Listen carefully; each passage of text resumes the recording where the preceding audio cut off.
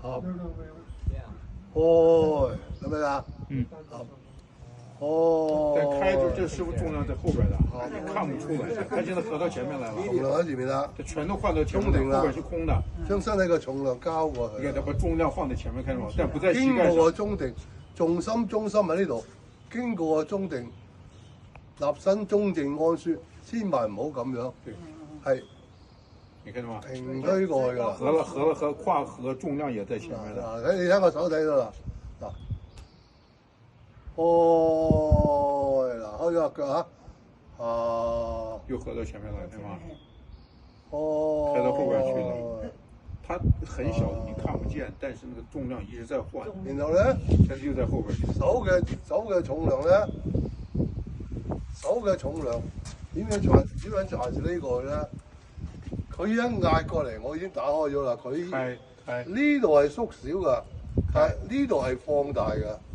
嗱，呢度放大，即係重量在後腿。跟住咧，佢個勁力已經係因為我手往上，身往下，將佢抵消咗啦。拖住了我一點。抵消咗啦，我完全唔使用力㗎。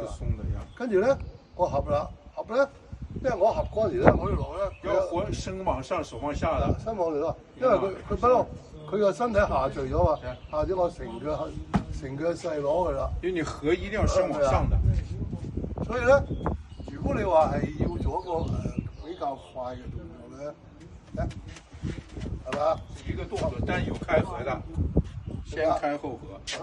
係手係鬆軟㗎，不在手上做的。不係手，丹田咧，整個丹田咧，整個肚都係丹田。中定不能丟。中定不能，中定丟了就沒有開合。同埋咧，呢個丹田咧，你要鬆咗兩個髖關節，用風咧做，然後帶動兩胯嘅旋轉交替，然後一個肚就會係一種好似水咁樣內臟嘅動盪啊！呢個動盪嘅 power 喺度，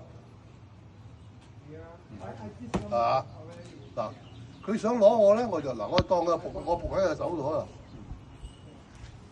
啦，然後呢度一動，呢度一開合，髖關節帶動。整體垂直旋轉，上升下降。